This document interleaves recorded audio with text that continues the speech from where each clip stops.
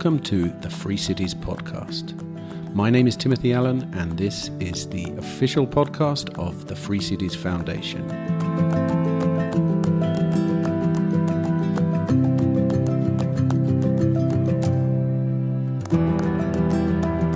Welcome to episode number 1 of the Free Cities podcast. In this episode, I speak with Peter Young. Now, Peter is the managing director of the Free Cities Foundation. And in this conversation, we touch on many of the aspects of the foundation and its work. In particular, we talk about Austrian economics, about civilization and the importance of contracts. We also discuss education, the nature of protest, and we speak about Liberty in Our Lifetime, the conference that the Free Cities Foundation hosted in Prague a few weeks ago.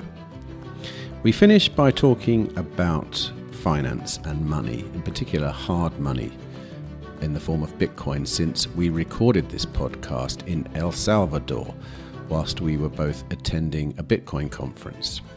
As many of you may know, El Salvador has been the first country in the world to adopt Bitcoin as legal tender. And it's very interesting to us since it represents a parallel system in finance. Anyway, I hope you enjoy this conversation. This will be the first of many over the coming months. I will be releasing a new episode every Friday, and we will try and speak to as many people as possible within the Free Cities movement and beyond. So sit back, relax, and enjoy my conversation with Peter Young.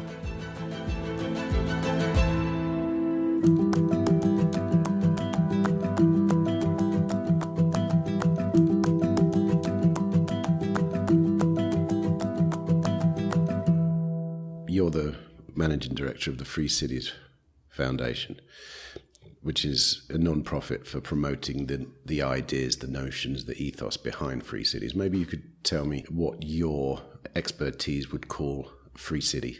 So we define a free city as an autonomous territory that's adopting some kind of policy to support human freedom.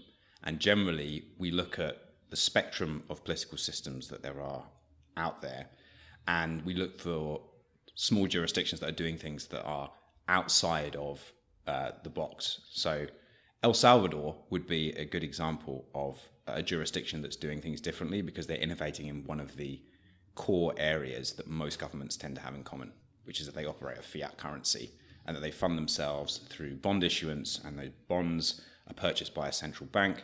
This is like part of the operating procedure of any standard government. And El Salvador is going outside of the box by adopting Bitcoin. Generally, when we say free city, we are talking about some kind of special jurisdiction within a nation state, so not a nation state itself, like El Salvador. We're talking about something a bit smaller. It's an important point to mention, actually, because when I talk to people about it, most people's idea when they hear what you're saying is that it's a country within a country. And that's most definitely not the case right now. And when I've spoken to people on this trip about this, because we've been to a few places where, and we'll talk about it later, where free cities are actually being built, they're very, they're very, well, I want to make sure you understand that that's not the case.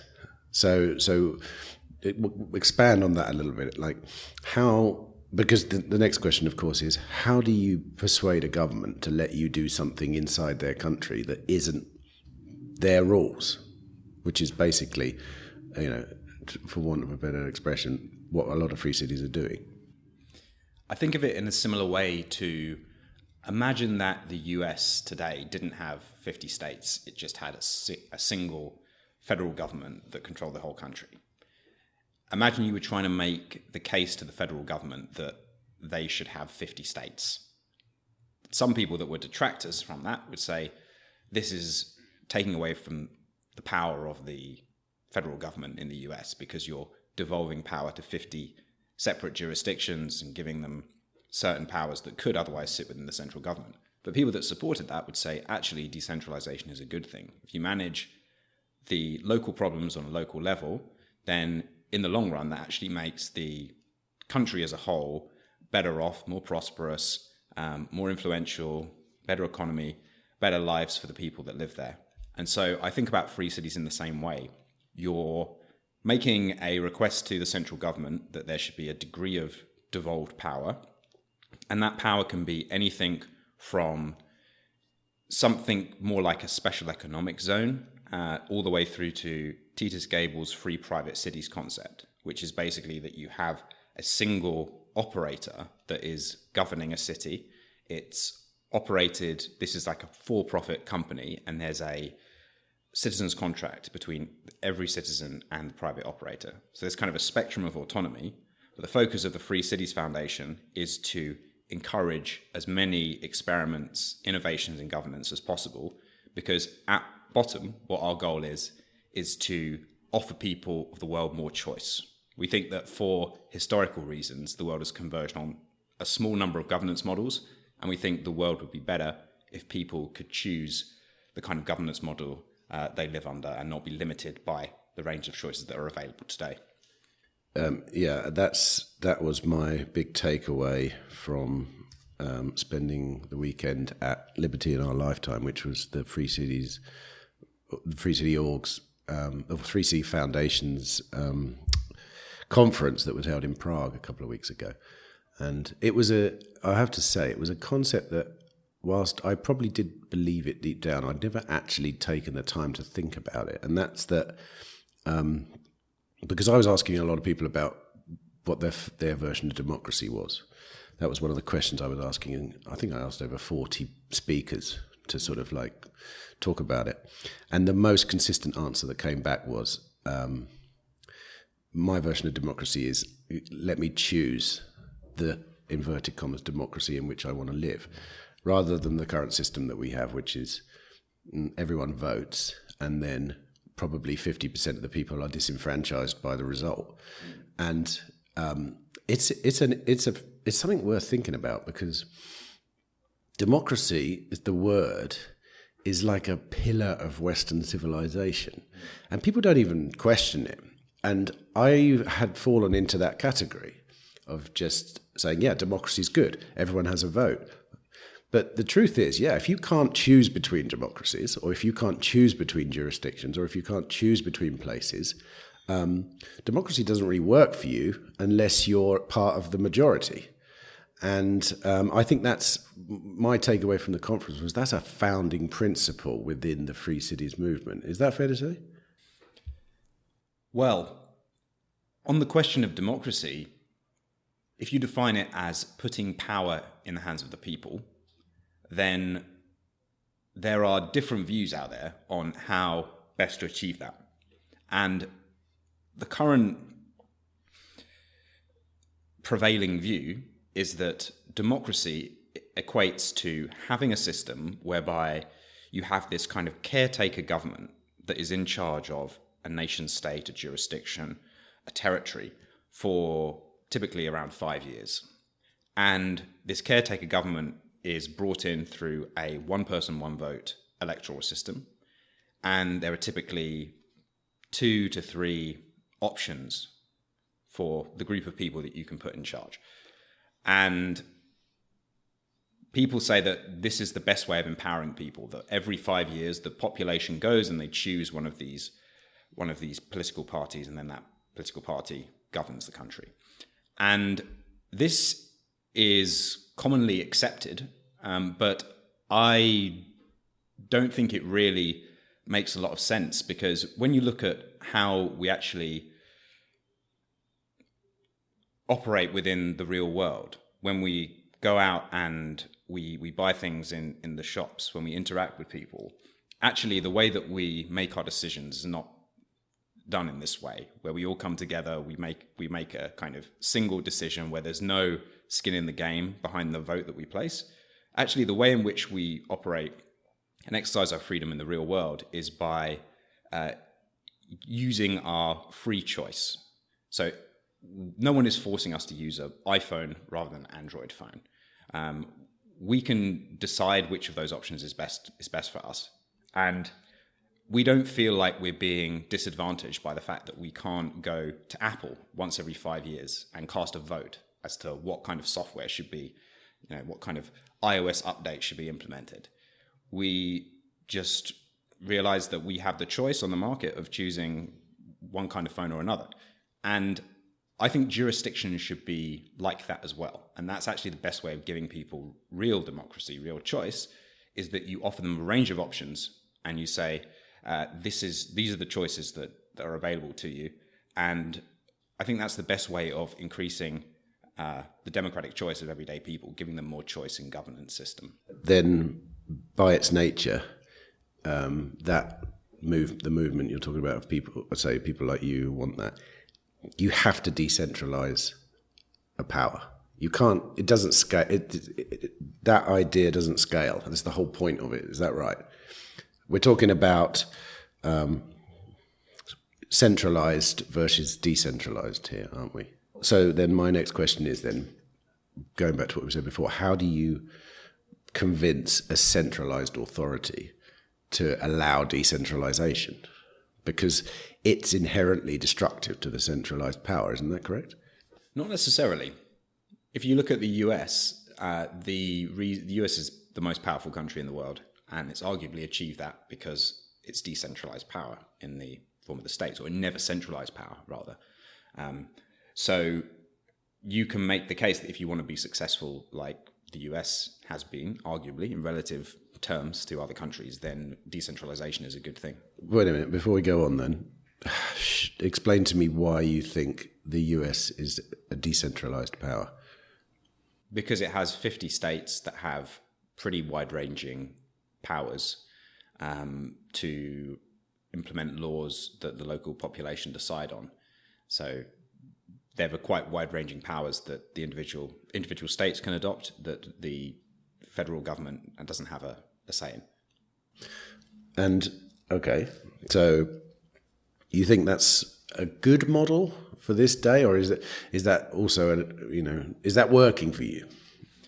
I would say there are some things that are good about it, but there are lots of things that I would point to and say could be drastically improved. The reason that I'm interested in free cities is because I discovered the Austrian School of Economics in 2017, and that radically changed the way that I think about the world, about political questions, about questions of governance, about what can be regarded as legitimate use of force, whether coercion is a good thing or not, or can be a good thing. And I now use the lens of the Austrian School of Economics to analyze political systems, and I can look at the United States system and see lots of things about how that operates, which are not ideal from an Austrian perspective. But there are certainly things that have been successful about it, and I would argue that decentralization of the states is a good thing. We better break down Austrian economics then. And I suppose the best way to do that might be to juxtapose it against current economic theory, which is Keynesian economic theory. Is that correct? Mainstream economic theory is kind of an amalgamation of a range of schools, Keynesian being a predominant one, Keynesian economics being a way that you would analyze macroeconomic phenomena such as business cycles and what the proposed antidote to those is within a debt-based monetary system. So when people say, like, it's hard to know what the right word is, whether it's just mainstream macroeconomics, that's the term that I use, that's the term that Saifedean Ammous, who we both have studied with, uses.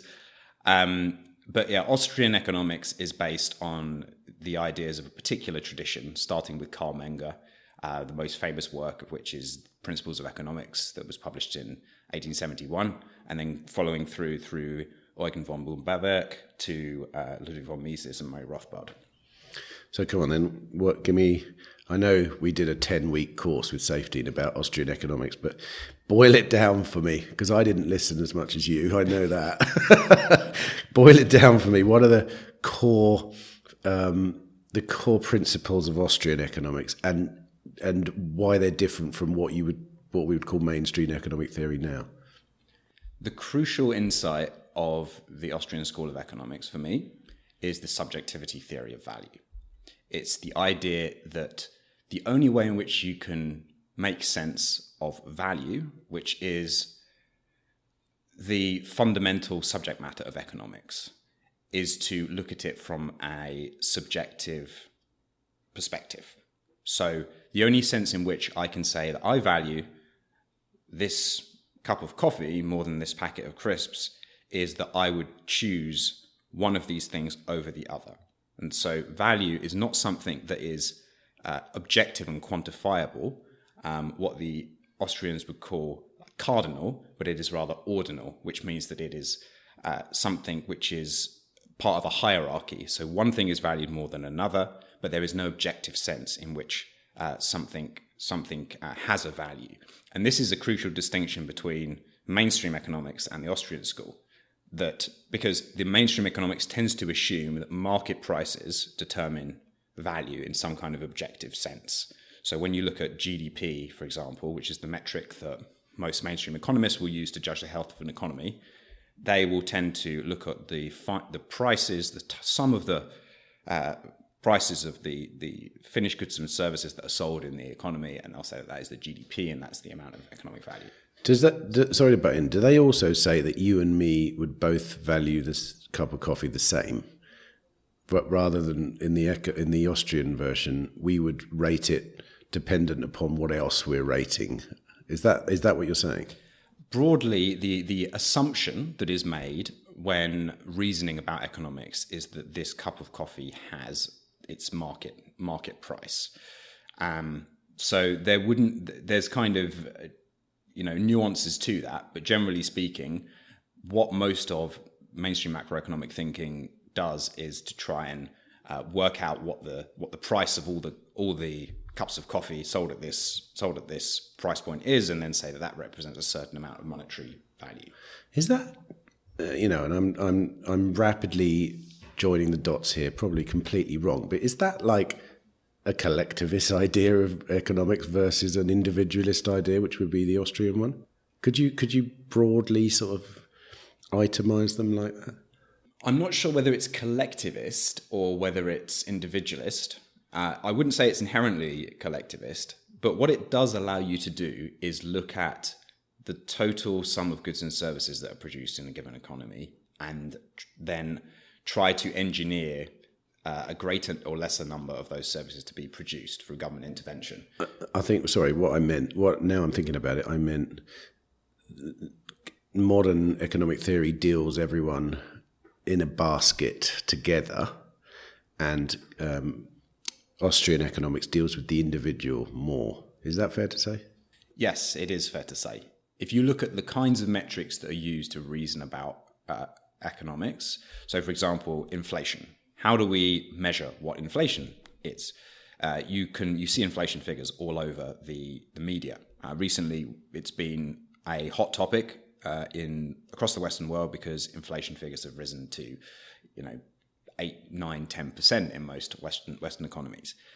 Now, the way that is measured is that economists are taking the money prices of all the goods and services that are sold in the economy, all the final goods and services that are sold in the economy, and then they're dividing that by a deflator, which is the price of a given basket of goods and services. And that is kind of a collectivist concept, because the way that basket of goods and services is compiled is that you're taking what you regard as an average household and you're saying this is what an average household typically will tend to buy, and then you're working out what the cost of that basket is and dividing that by the total sum of the goods and services. So there's a kind of collectivist concept there in the inflation deflator, the denominator of that particular equation, and that Austrians, for reasons that are probably not best to go into in detail here, but Austrians would argue that that's actually not a valid concept. The whole idea of a basket of goods and services is kind of meaningless in a way, partly because it's based on a circular argument. What actually comes in and goes out from that basket, because it isn't a fixed basket, it changes over time. that in itself is determined by the actual prices of those goods in the economy. So when you're kind of approximating what inflation is, the general assumption tends to be that you should have two independent variables on either side of the equation. And the Austrians would argue that actually these are not independent. One is contingent upon the other. So going back to your question, I would say that there are certain more collectivist concepts in mainstream economics, but at bottom, if you want to understand these things coherently, in a logically coherent way, then I would argue that you need to apply the principles of the Austrian school to them. So how does Austrian economics then fit in with the ethos behind the Free Cities Foundation? I would say, I haven't had this conversation in depth with Titus. Titus is our founder, by the way, so he wrote the book Free Private Cities, Making Governments Compete for You, partly because he had worked in the mining sector, worked as a corporate lawyer for several decades, and he had come to the conclusion that the only way of improving the current governance model is to create new jurisdictions from scratch rather than trying to change the policies of existing systems from within. That was his main rationale for writing the book and for establishing what was then the Free Private Cities Foundation, is now the Free Cities Foundation. And his book references a lot of Austrian school economists, and I know that it has the school influences him quite a lot. But from my perspective, the Austrian school is just, it's not a particular policy prescription, really. It's just a way of understanding the way that the world works. It's a way of reasoning logically about economic questions. And my study of the Austrian school has brought me to the conclusion that giving people more choice, giving people a greater variety of jurisdictions to choose from, is the best way of improving the well-being of society at large. And so that's been my journey was, okay, going from quite a mainstream mindset on economic questions to the Austrian perspective, and then seeing, okay, this is the most practical way. The free cities model, the free private cities model, is the most practical way of achieving that within existing legal and government frameworks. Is this model of free cities, is this a new concept, or is it something that we've seen historically? And feel free to go back 100,000 years, because I'm sure I'm sure this model is a naturally occurring idea.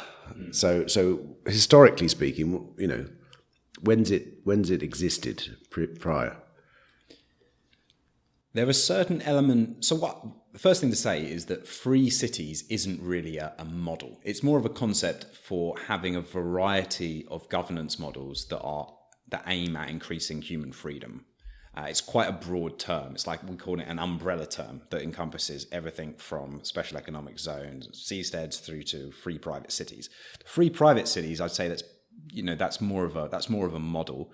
The thing that hasn't been fully tried before in all of its aspects historically is this idea of having a single corporate owner of a piece of land, with that owner determining what the policies are and that owner having a clear contract with every single citizen. That has not been tried in its entirety at all throughout history.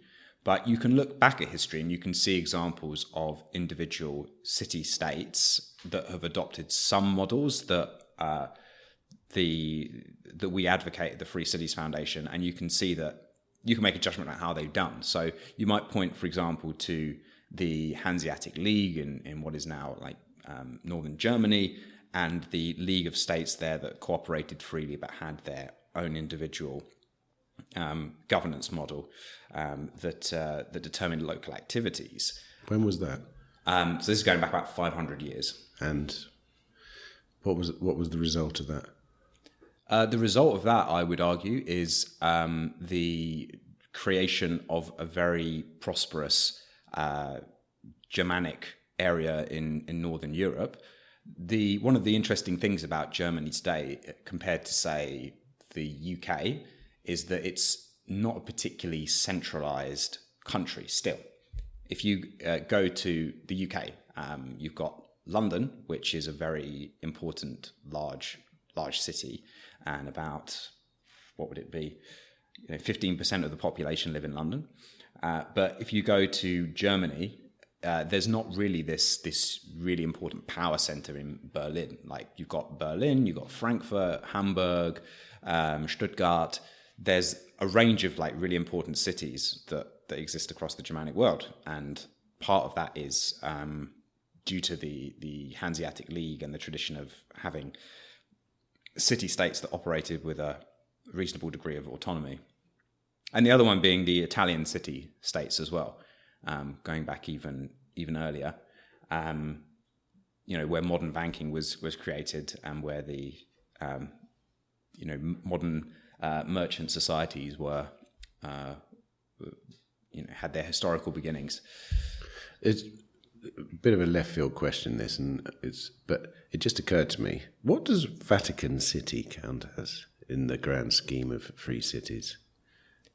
Well, the Vatican City is a nation state technically, and has the full autonomy of a state.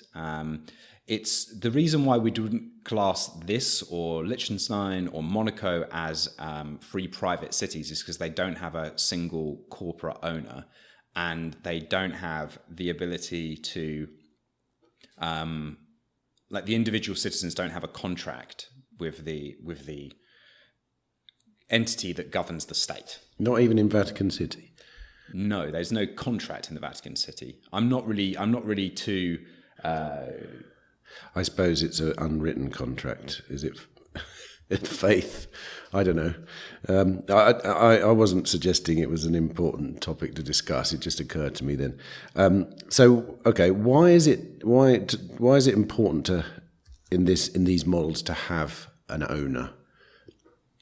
The reason it's important to have an owner is that when you don't have ownership of property, that property doesn't tend to get maintained well, and people will, if there's common property, then people have the incentive to extract wealth from that property in the short term rather than build up the capital of that property in the long term.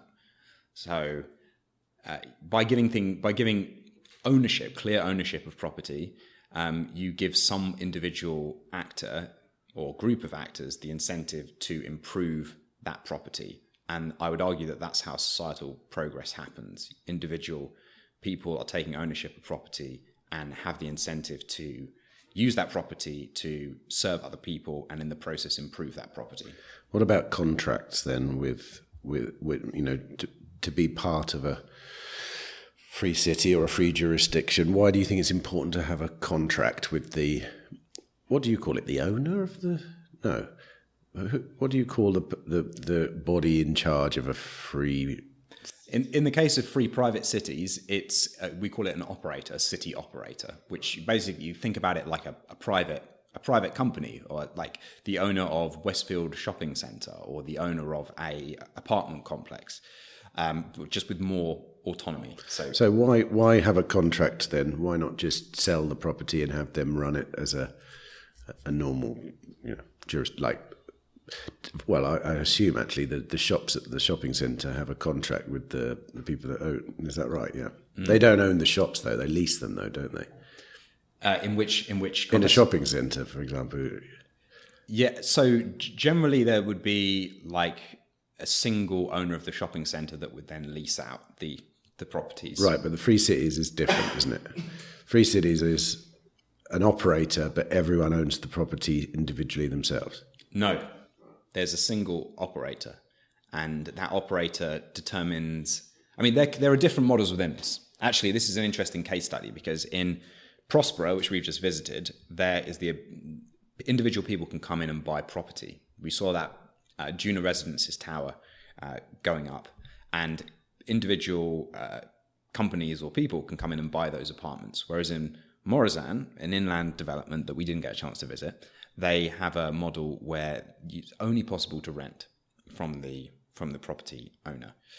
So we were talking about why contract's important. Yeah, I'm assuming that they add the element of low time preference to a property, a way of life. Is that right? Yeah. So to kind of go back to the Austrian school terminology, there's this concept of high time preference. There are these concepts of high time preference and low time preference. And high time preference means that you think a lot about the immediate consequences of what you're doing, but not very much about the long-term consequences. And low time preference is the opposite. You think about the long term. And when you are in the wilderness and there is not much ability for you to establish long-term plans, you just need to eat, you just need to ensure that you're warm at night, you just need to ensure that you're not going to get eaten by predators. You live a generally quite high time preference life. But when you have a certain area of land that you can cultivate and make your own, you can build on, you can defend, that you know is going to be there for the long term, that's when you can start to make long-term plans. And arguably, that is what we mean by civilization. We can civilize, we can improve the way that society functions. We can improve our quality of life when we are able to lower our time preference. But that comes with ownership of property and the ability and systems that allow us to make long-term plans. And this is why contracts are important, because contracts give people a guarantee of what the rules are going to be regarding the manner in which they adapt and improve their property. So just to give a really simple example, we're currently in an apartment block in San Salvador. So if I buy this apartment, there are certain things that I will... So if I buy this apartment, there are certain kinds of rule that I can reasonably assume will remain for a given amount of time, like what the service charge is. Maybe there are rules about what the service charge isn't going to be. But there are certain rules around how this apartment block can be used that are not determined by the owner of the apartment block. Stuff like, if I choose to build a life in this apartment block, how much of my income is going to be taken in tax? That's something that could be changed through a general election. So I could move into this apartment block on the understanding that I'm going to build a life here with me and my family, that there's going to be schooling provided by the state, that there's going to be a certain amount of tax I'm going to have to pay every year, that there's going to be, certain amenities available. But lots of those things can change. So a general election could result in that level of income tax going up by another 20%, say. And then that dramatically changes the calculus of how beneficial it is for me to build a life here. Because if I've built a life here on the assumption that I'm going to have a certain amount of income available and that suddenly drops, then that's going to determine my quality of life. And what contracts do is they say, like, this is a place that you can move into, and these are the guarantees on what the basic rules are going to be. So you can do things like set what the tax or the service charge are going to be for a given period of time, and people can decide whether or not that's worth it for them or whether it isn't, whether it's worth it for them or whether it isn't. And just establishing what the rules are allows people to make long-term plans and to lower their time preference and build lives that are beneficial for the future. So is there at all a version of this in existence historically or now where such a place has existed? Not with this kind of contract-based model between the citizens and the government. This is a new thing. Is that because law is relatively new and flexible, or historically speaking? I mean, why is it that no one's come up with this idea before? Why is it that no one has created, like somewhere like in Italy, Siena, and I've been a few times. They're a very old bank there. I think theirs is, the old banking systems arose out of there, didn't they? They were pretty much cities based around those kind of concepts, weren't they? So why was the idea of contracts not something that people ever thought about then? Well, contracts have existed in commercial life for millennia. I mean, if you go back to like ancient Greece and writings of the ancient Greeks, there's evidence of contracts there. It's not contracts themselves are new, but the idea of having a contract between the governing entity and the citizen, this is, I suppose, the innovation of the free private cities idea. And so what we're saying is that we just want to take this aspect of commercial life that already exists and apply it to a new realm, which is the realm of living together, the realm of creating voluntary societies. So there are various bits of this model, this free cities model, that have been trialled in the past. We've had small city-states working and cooperating freely. We've had very lean kinds of government. Like I would point to city-states like Hong Kong and Singapore as being good examples of that. We've had individual contracts that have existed in the commercial sphere and in the civil sphere for millennia. What we're just doing is looking at that system, those systems that have existed, and proposing that we apply them to a new field, which is the field of governance.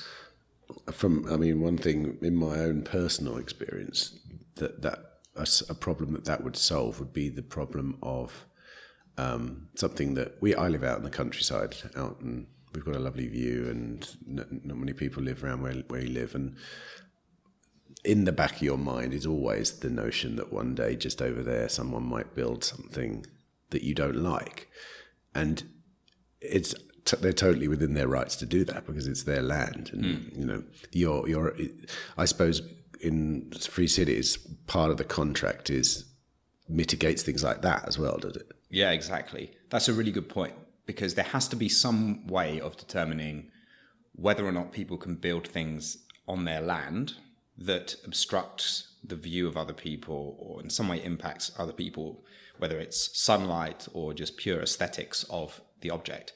And within our current system, the central government kind of sets a general policy, and there's like local planning permission processes that determine whether or not something can be built. But there's not very much individual citizen choice that goes into that.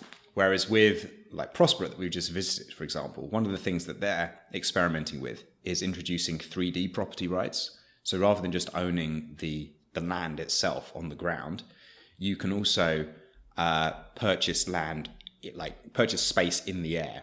So if you are someone that really values the view that you have, you can decide that you're going to purchase the actual land, the quantity of space above the land, however far up you want to build. And if you say that I really value the view so much that I don't want any development to happen around me, then you have the option to procure the space that surrounds your apartment complex or the building.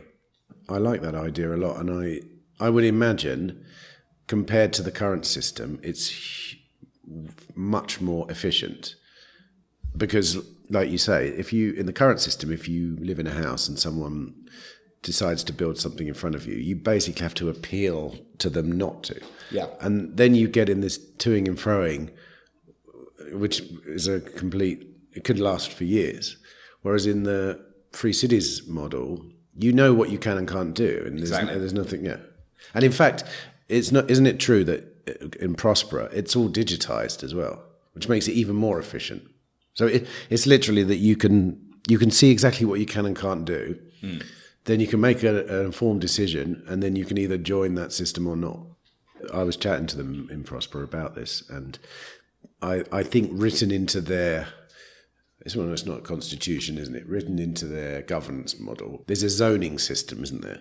And taller buildings have to exist away from the beachfront area, for example, in a zoned way. it's because they've just, as we saw, they've started building a 13-story tower block for accommodation, but it's kind of tucked into the side of the hill. And they told me they can, if you want to, say, buy an apartment there, they can guarantee your view. Yeah. Which is, it's worth money. It is. For sure. And I like the way that you can even, in some governance systems, you can even value that view specifically by buying the air in front of it all the way down to the sea, say, for example, or whatever, the 3D space. That does make a lot of sense to me, because that's basically what you're doing, or what you are wanting to do, by stopping someone else building in front of you. You're basically saying to them, I value the view more than I value you as my neighbour. But if you can't express that by getting skin in the game, then it's the system it's very inefficient. Yeah, the great thing about the Prospera system is that the rules regarding the views, the use of space, the obstruction of people's lines of sight, these are specified and made clear before you move in. So when you acquire a property, you know what the rules are going to be, and there's a clear system for determining what development can happen around you. It's not, based on a one-size-fits-all prescriptive system that covers an entire country. It can be done locally based on local needs, and that's one of the things that I think is really encouraging about the Prospera model. As I said earlier, we've been at the Free Cities conference in Prague, A Liberty in Our Lifetime, and what I noticed about the group of people that came to Prague to sort of converge for that conference was how diverse a group of people it was. And they seem to have come from three main areas of society, three main areas of ideas. One of them being the governance one, which we've just talked about there. Another being the sort of financial side, and then another one being, I suppose, the educational side. So what can you tell me about the Free Cities Foundation's ideas around those other parallel ways of doing things, particularly education and finance? Do they have an opinion, or is it just give me a choice? Yeah, it's really just give me a choice. We don't go around saying this is what we think the best education model is or the best financial model is, although individually, our team definitely have views on those questions, not always the same views. But the reason we chose that theme for this year's conference, Parallel Structures for Progress, is that we think that the best way of achieving positive change in the world is to not go out on the streets and protest or engage in political lobbying or try and alter very large entrenched political systems from within, but it's instead to do the hard work of building something new, starting off at a small scale and offering it to people so that they can opt in voluntarily. That's why we chose that theme, Parallel Structures for Progress, because we want people to focus on developing education structures that aren't forcing people that are currently involved in state schooling systems to join, but they're saying, here's an additional option. And if those options that people are developing are successful, then they will grow in size and grow in influence. And that could lead to certain differing ideas becoming dominant, or it could just lead to a plethora of different systems all operating harmoniously. We don't have a view on what the outcome should be, but we just say that within the current system, it's very hard to bring about change. And even if you do bring about change, you're presupposing that the change that you think is needed is right for millions of other people, and that might not necessarily be the case. On the subject of parallel education systems in particular, because I've dipped my toes in a few of them. We've homeschooled for a year. We travelled for a year with our family, and what I was amazed to learn at Liberty in Our Lifetime was that there is a community of Swedes living in Prague they're like educational refugees. It surprised me to find out that Sweden as a country do not allow homeschooling. It's illegal. And so there are families living in Prague who've just had to move because they wanted to homeschool their families. That's fascinating, because I've always thought of Sweden as being a very open and I suppose progressive society, let's say. Do you have any particular views on education? You don't have any children yet, so I suppose that's a hard thing to say. My views on the education system are mainly shaped by my experiences in the UK. What I see getting worse is discipline in schools, and I think this is partly the result of teachers not having power to exclude students that are misbehaving. And the worst that can happen is that the students are sent to another school, and then they become the second school's problem, and they just get moved and moved and moved until they become a problem. And this is something that's very costly for society, to have these disruptive students moved from place to place to place. But these costs aren't really imposed on the parents, so there's not really an incentive for the student, for the parents to say, you really need to change your ideas, because at the end of the day, if the parents aren't that bothered and they're not that motivated, they don't have to bear the costs of what their children are doing in school. But wait a minute, what about, well, two things. One, what if the child doesn't have any parents, which is often the case. Well, not often, but it's the case. And the other thing is, okay, then, well, what do you do with a disruptive kid in a school? What's the answer? You have to think about why kids are disruptive. And I would argue that kids didn't used to be as disruptive as they are now. If you look back at history, just talk to your grandparents or your parents, and you find out what was the worst thing that happened in your school. What was the kid that misbehaved the worst in your school? What did they do? And back in their day, it would be stuff like, they skipped class and went and had a cigarette or something, and flicked a rubber at someone, and flicked a rubber or whatever. But now it's like, they brought in a knife. They like really like verbally abused their teachers. They physically assaulted their teachers. My mum used to work as a teacher, and she had that happen to her. The standard of behaviour is getting worse and worse. Okay, then. Let's drill it down into that. Why is that, do you think? My view is that it's a product of decades of policies that have fundamentally changed the social system in Britain. Okay. I'm talking about Britain now because this is the context that arguably it's important to say that, because we've just come from a school in El Salvador. Yeah. And everyone seemed to be very well behaved, didn't they? They did, yeah. Everyone was polite and nice, and maybe we got them on a good day, but they didn't have a body scanner at the door. No. And I didn't notice anyone walking around looking threatening. But yeah, go on. So is this too big a question to answer right now? Are we about to go off on a? It's not a question that I've got like deep expertise in, so I'm hesitant to say too much. But if you're asking me for my personal like view on what concerns me about education systems, at bottom, it's the incentive. It's the incentives that exist that are determining the quality of education that children are receiving. Incentives for who? Incentives for the parents. If the parents actually have to pay for the education of their children, then they have more of a vested interest in turning that into something that's going to be really valuable for the children's future.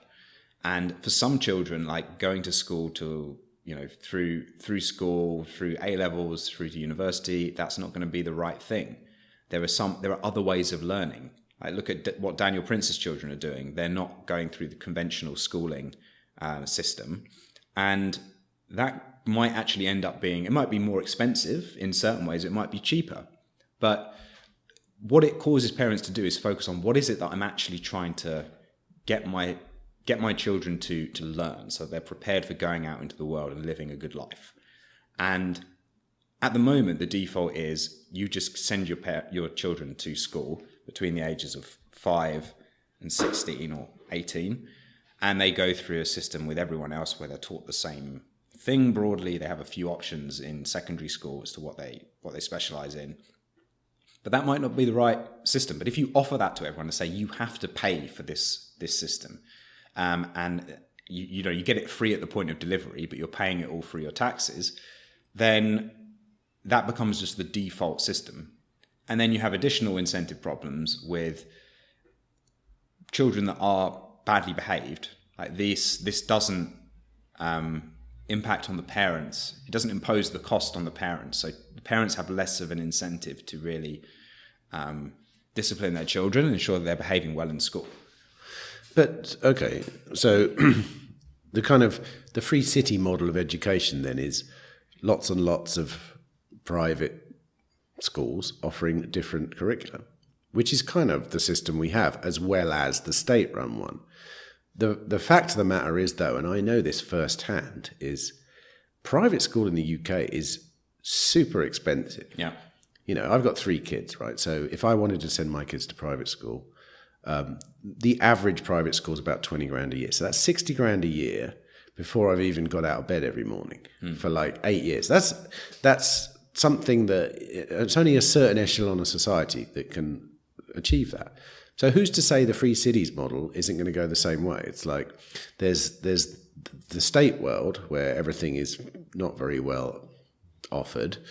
And then you've got the free cities, but they're all too inexpensive. A little bit like you could say Monte Carlo is now, or maybe Dubai in a sense, Well, the first thing is I'm not an expert in the private schooling system in the UK, so I don't want to say too much about it. But what you generally find in these systems, like education system in the developed countries, is that when you look into them, they appear like they're free market because they're private schools, so they can do what they want. Whereas in fact, there are lots of regulations and lots of things that increase the prices to higher than what they would otherwise be, because you have to comply with all kinds of regulations when you're looking after children. So I would suspect that actually those prices would come down for just the experience that you're providing in a private school in the UK, if it was in a purely free city environment.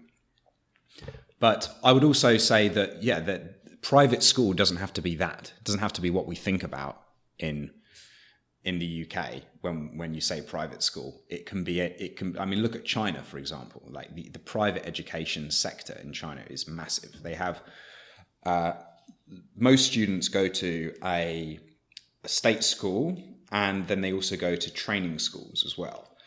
培训, 中心 or something like that. They call that in Chinese. And these are like just after school clubs where you go, you have a private tutor, and they're not that expensive. Most students will, in cities, will have some kind of like additional tuition.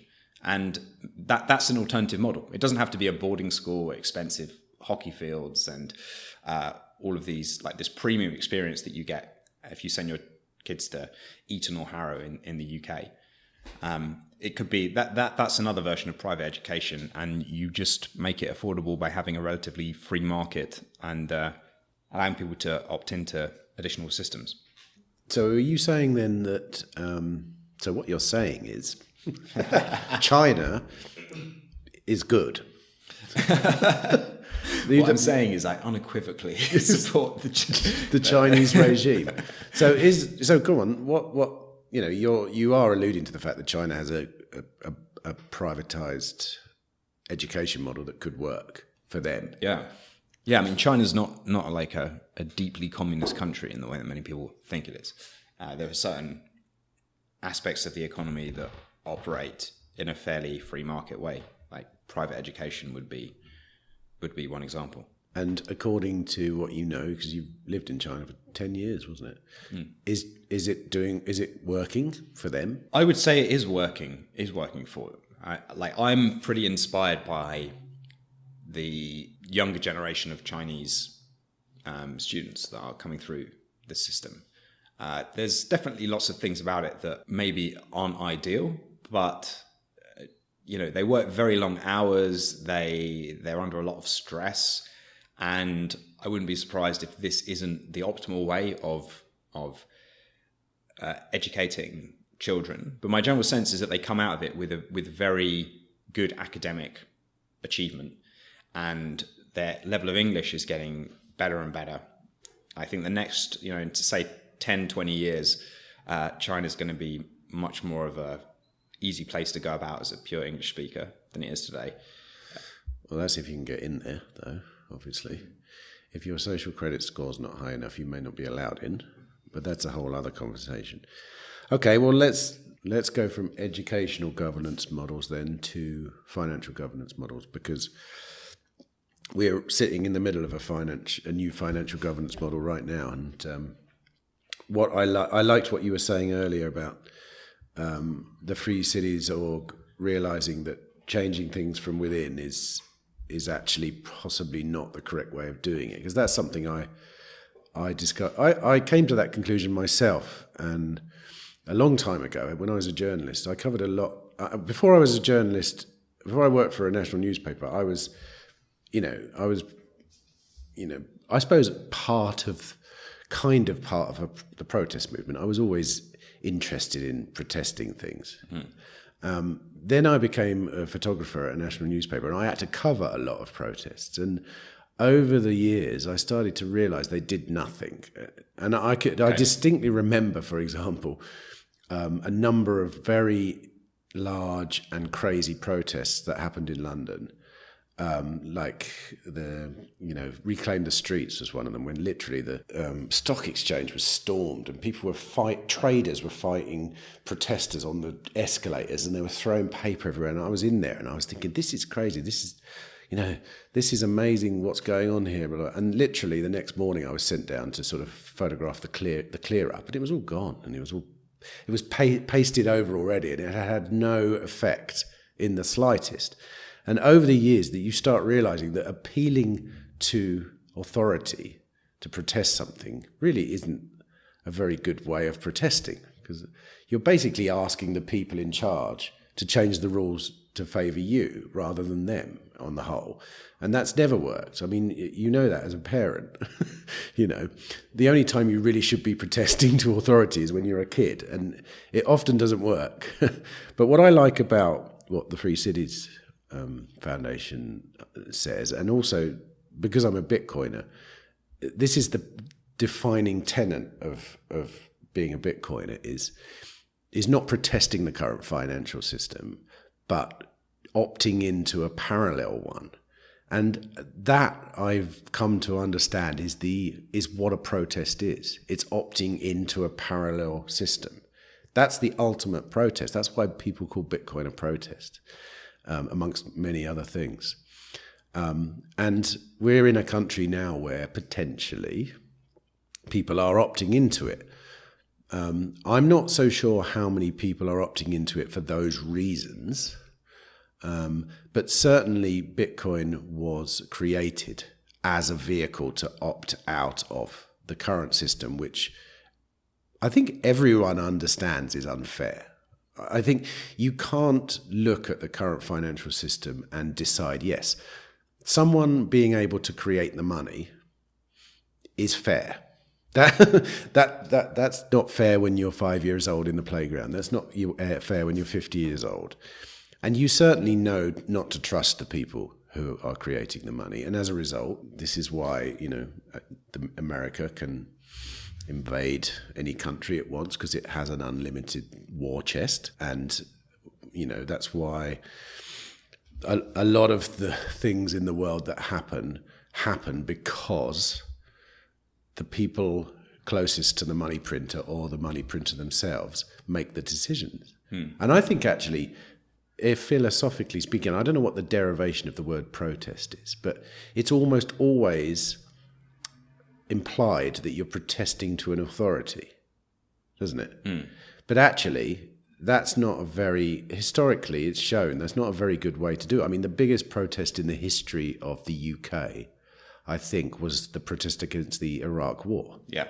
And I think the second biggest protest, this is from my time as a journalist in London, was believe it or not, the Countryside Alliance protest. Do you remember when they banned fox hunting? Oh, yeah. The Labour government banned fox hunting, which was obviously a dig at the Conservatives, and so they had a million person march in London then as well, and that's still, nothing changed there. So I think there are probably good examples of protesting to authority working, but if you actually look back, I bet you there's an ulterior motive there by the powers that be.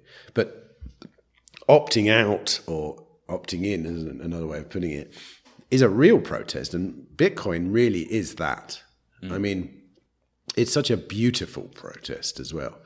You don't need permission to opt in.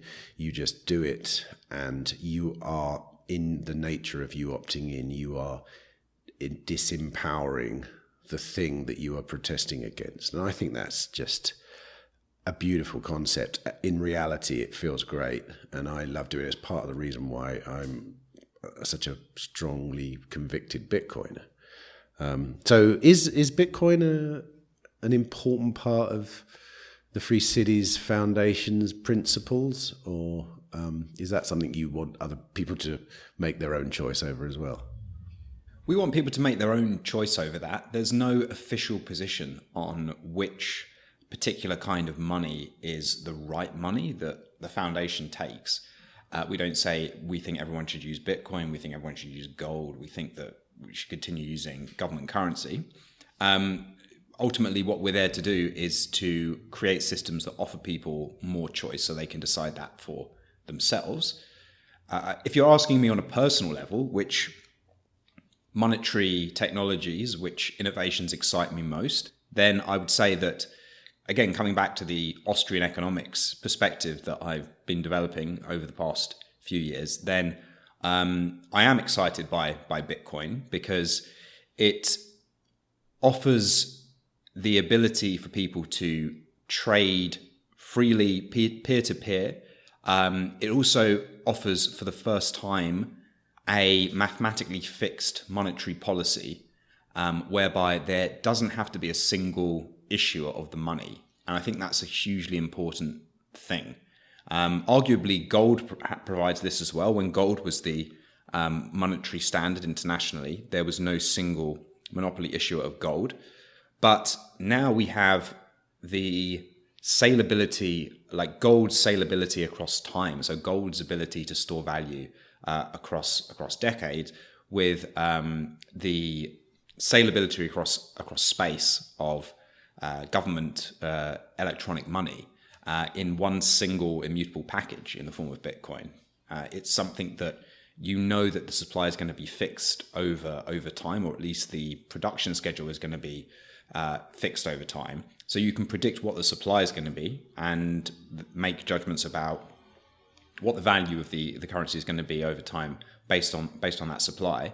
But you can also transact seamlessly, either on-chain or via secondary layers such as the Lightning Network. So on a personal level, that is certainly the particular monetary structure that excites me, and why we have so many people within the Bitcoin community that are coming to the Free Cities movement, because I think our values are very much aligned. Well, for sure. And one thing that occurred to me just now was when you were talking about free cities having contracts which allow you to have low time preference. Yeah. That's essentially what happens with Bitcoin, except the contract is the software. You either have the software or you don't. You either use the Bitcoin software or you don't. And whilst it's a decentralized governance model, you can change it. It's very difficult because there are so many players involved, and there are so many people who are invested in the notion that this is a long-term governance proposal, let's say, of the monetary policy, that we all assume that it won't change in any dramatic shape or form. And as a result, one of the main tenets of Bitcoin being the hard cap of 21 million.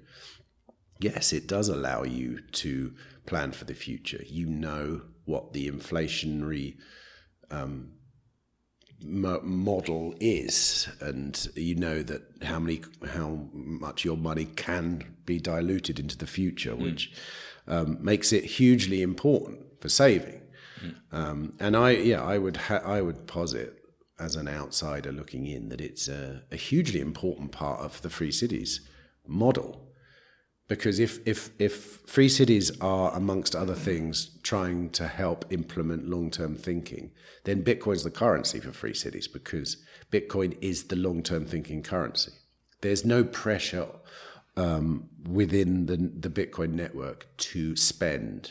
There's no the incentives can be there to spend, but there's nothing saying to you, look, if you don't spend now, then in the future you'll have less value for that same amount of Bitcoin. It's the opposite is true.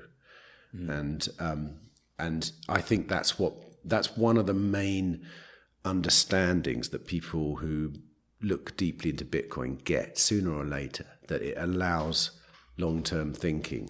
And that's an antidote to the current system we live in, which incentivizes short-term thinking. I think in an inflationary system, you're literally incentivized to spend your money as quickly as possible. If you take it to the extreme, the Weimar Republic, you literally spend your money on goods the moment you get paid, and then hold the goods. In the current system we're in, right, we're running at 10% inflation, which is still a lot. Everyone's thinking, I don't want my money in the bank. What am I going to put it in? What am I going to do with it? And nobody's saving. No one's thinking of the future. And I think that's a core tenet of the Bitcoin movement. And I think also, from what I've seen of the Free Cities movement, it's part of the core structure of those ideas as well. Yeah, that's certainly one important aspect of having hard money, that it takes people off this treadmill that so many of us feel that we live on, where we have to just keep moving just in order to stand still. And when you have a money where there is a monopoly issuer, and that monopoly issuer is able to spend newly created money into the economy, that value that they're extracting from the private sector, from private individuals, has to come from somewhere. And it comes in the form of the additional work we have to do just to be able to fund those activities. So there's definitely an aspect of hard money where there isn't this monopoly issuer that can spend new money into the economy. That certainly allows people to think further into the future, make longer term plans, because they're not having to provide parts of the fruits of their labor to someone else who isn't acquiring those fruits through a voluntary mechanism. They're acquiring those fruits through a coercive mechanism. They're forcing people to use the currency and pass on their value in that manner. I mean, so that's one important aspect. Another important aspect is that free cities need to have a mechanism for trading with each other. An important thing to acknowledge is that no matter how free a given jurisdiction is, it's not going to be very well off if it doesn't trade freely with the rest of the world, because there is such a thing as economies of scale, and we're all better off when we cooperate peacefully, trade, and have productive division of labor. So the question is, if you have a world, the world that we're trying to create is a world where there are, in say the short term, call it 8 to 10 years, we want to see dozens of these free cities that are operating autonomously but trading peacefully across the world. So the question becomes, how is that going to happen? Are they all going to be using the US dollar? Are they going to be using gold? Are they going to be using something like Bitcoin, which is a decentralized monetary network that no individual free city would control, but any individual person, business, or city operator can choose voluntarily to use to trade? I personally think that it's most likely that they will opt for that kind of network. Well, I mean, we're in a country right now that's literally done that. I mean, you could think of El Salvador as being a new node in the network. They adopted the US dollar. When was it? They adopted the US dollar about 20 years ago. Yeah. So sounds great until you realise then that US policy and economic policy completely dictates what goes on here. And they've made the choice, or, the government here made the choice to make Bitcoin legal tenders. So arguably, that's it happening in practice. We were talking, when we first started, we were talking about what's going on in here right now in El Salvador, and whether we think it's a successful experiment. I have mixed feelings about it personally. When I first came here, it was just so exciting to be spending Bitcoin all the time, because that's been the dream for many years, is to be able to spend Bitcoin seamlessly and easily and cheaply and free, which we have now.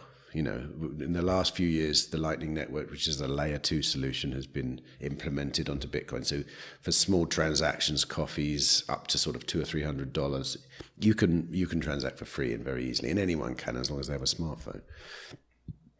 But it's when you get beyond that here, you do notice that deep down, I think people need an incentive to switch currencies or to switch to a new monetary network.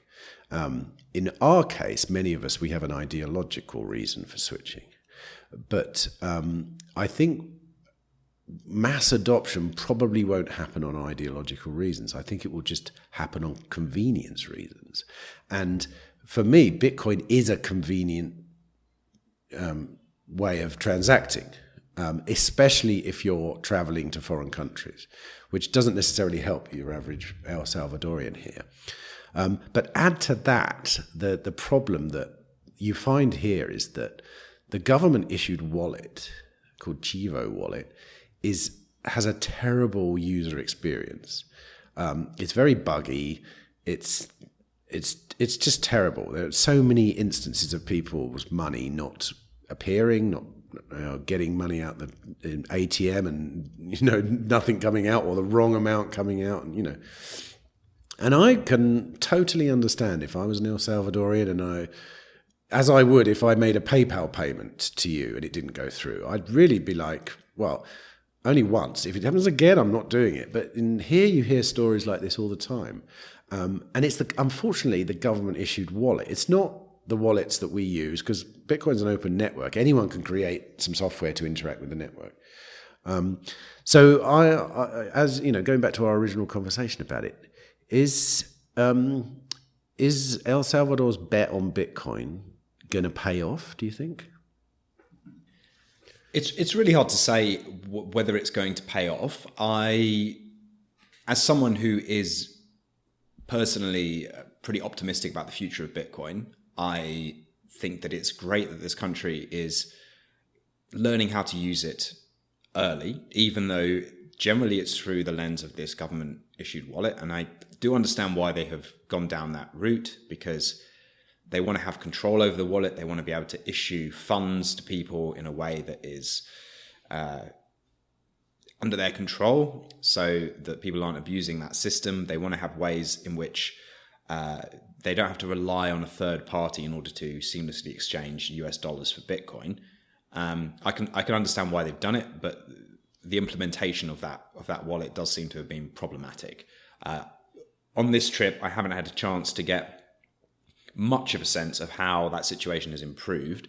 I did have a very seamless Lightning transaction yesterday, which is something that wasn't really possible with Chivo when I was here last December and November before that. So I hope things are improving. But, I do see money as a competition, a zero-sum game, whereby one money will tend to become dominant over time. And it doesn't make sense. If you're a Salvadorian and you're saving all of your money in a token that a foreign government is able to control and spend into their own economy to the benefit of their citizens, then if you're someone that is holding that token as your savings vehicle, then you're gifting your labor to the monopoly issues of that currency every single year. And that system, I don't think, is sustainable. If it's only sustainable if it's the best option available to you. And arguably it was in the period between which the colon was abandoned and the US dollar was taken up. Arguably it was the best currency. But now we have Bitcoin. I do think there's a genuinely better competitor that they can opt into. Yeah, except I would say not now. I lived in a part of El Salvador with my family for 6 weeks, and we used Bitcoin amongst our local community all the time, and we orange pilled a lot of people, the local papusa lady, people, and we did it basically using Strike Wallet because it's seamless, very easy. But the way Strike Wallet works is it's using the Lightning Network as payment rails, but the receiver and the sender can choose which currency they choose, send or receive, and there are very instantaneous foreign exchange transactions at either end. In our case, we were spending Bitcoin, and almost exclusively, the local El Salvadorians were receiving dollars. And I know a lot of people that think that's bad. They shouldn't do that. That's not using Bitcoin. And I think that's completely wrong. I think it's perfect because I don't recommend an El Salvadorian saving their money in Bitcoin right now. It's a ridiculous idea. They could have been saving 8 months ago. They'd be down 80, 70% now, whatever it is. There's a terrible vehicle for savings at certain time preferences. Currently in this current monetization phase of Bitcoin, if your time preference is low, it's a great savings technology. But in the short term, it's not. But I do believe that using the payment network is important. And I have another great example of it from back home, because we've started orange pilling our local neighbours recently who are farmers. One particular neighbour of mine who has a herd of red ruby cows. And I was chatting to her about Bitcoin at a wedding the other day and said, look, because I know there's a big market for beef in the Bitcoin space. I said, look, I know there's a huge market for you. The only way you can tap into it, though, is by receiving Bitcoin. And she didn't know what Bitcoin was. And I told her to read Safe's book, obviously, like you do. And she's listening to it on an audio book. But what we ended up doing originally was setting her up with a system where she receives Bitcoin, and that Bitcoin instantly, in the same way that Strike does, gets transferred to pounds, and she holds the pounds, which makes total sense when you're running a business, and especially when you don't even know what Bitcoin is.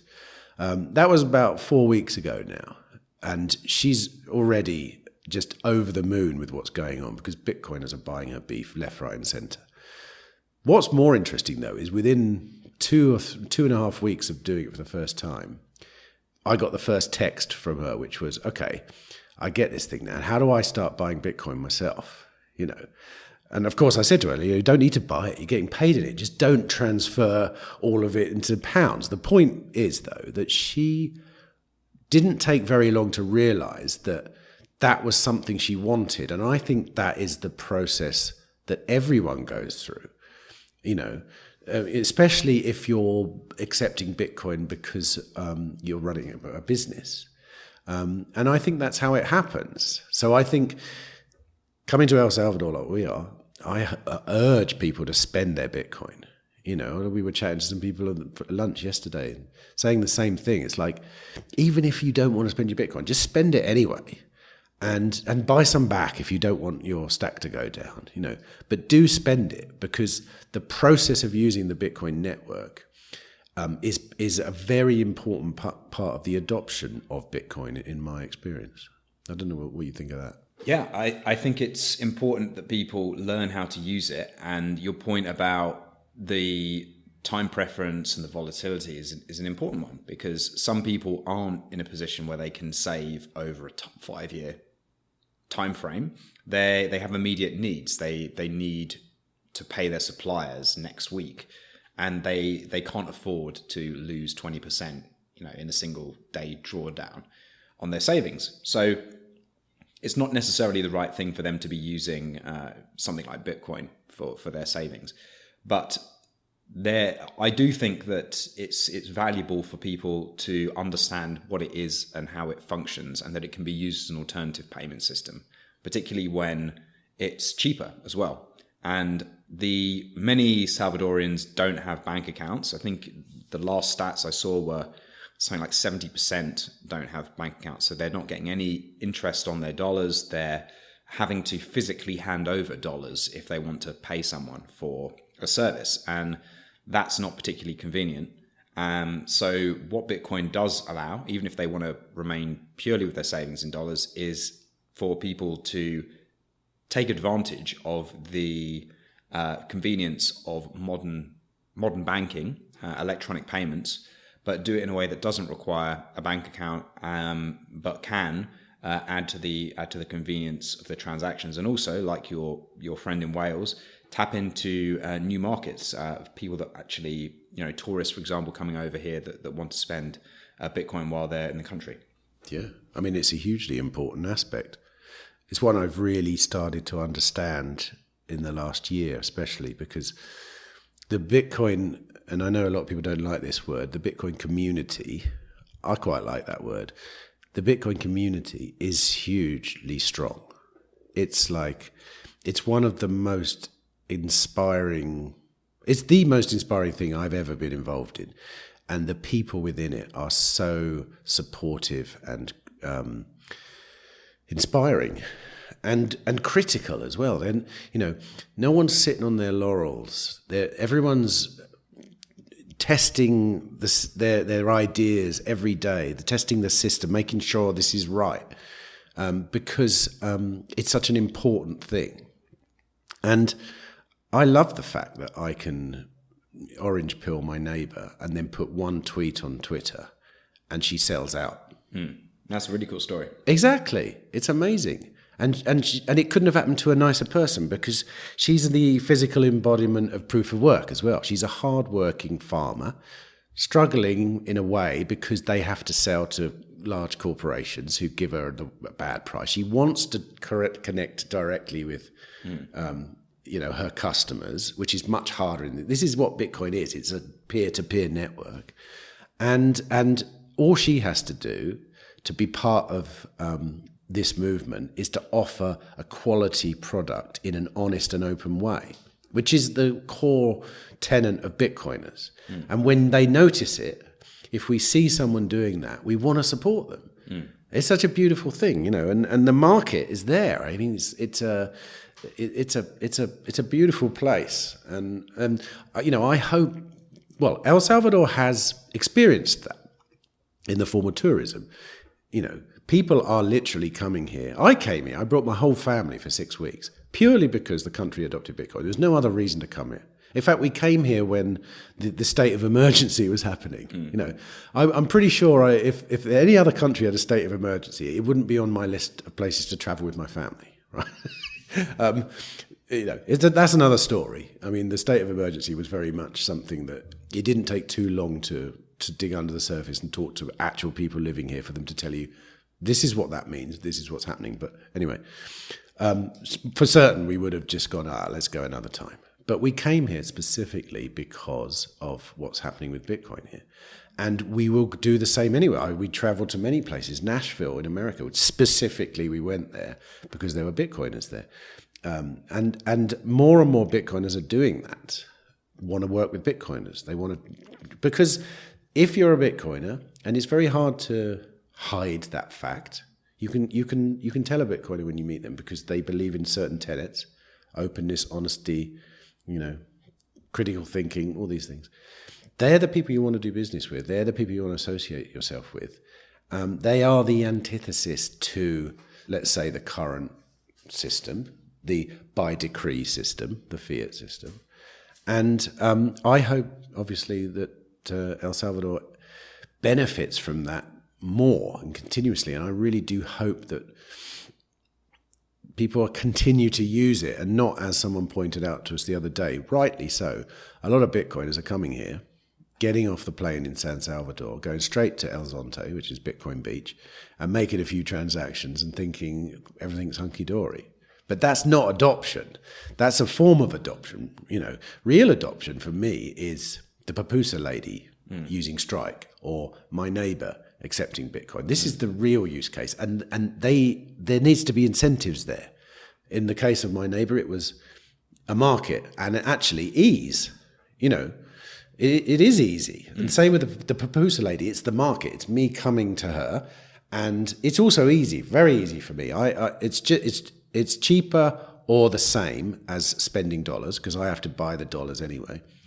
And it's much easier, as you know. If you've got to pay a bill, flashing a QR code up on a phone is the easiest way to pay that bill, no matter where you are. So I hope it all goes well here, because I as most Bitcoiners that come here, we all have a pretty soft spot for the place. You always fall in love with a place like this. Lovely people, really laid back, and Bitcoin's here. So, what could be better? Well, I didn't want to steal all the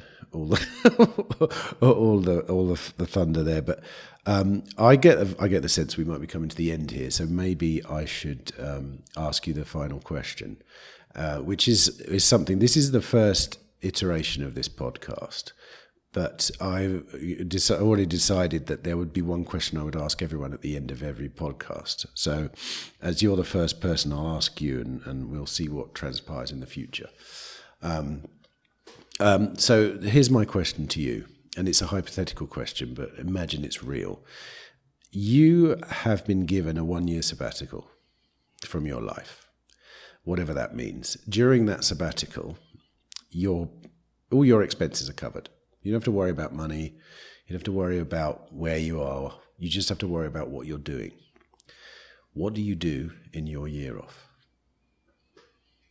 I've been really lucky in my life to have had the chance to travel a lot. As you mentioned, I spent 10 years in China, maybe not classifying that all as traveling, but I moved and lived in 4 different cities there, and then came back to UK, and then spent time in like Mexico, El Salvador, Honduras, US. I've done a lot of traveling.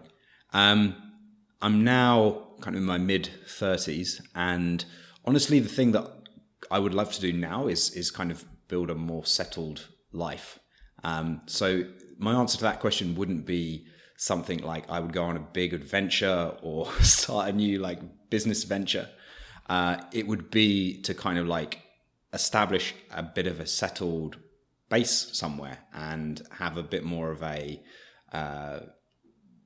permanent place in which to do stuff like build a family, things like that. It's not something that I've had a chance to do up until this point in life, but it's something that I'm quite excited about doing in the next few years. So if I had a year off, that would probably be what I'd focus on. What, you build a family?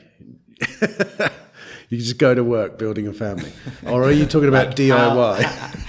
House, family, meeting the right person, that kind of thing. Really? So another way of saying that is you're working too much, and it's getting in the way. That I could easily, transcribe that as that. You need some free time to meet a nice lady and do some DIY on your house, is what you're saying.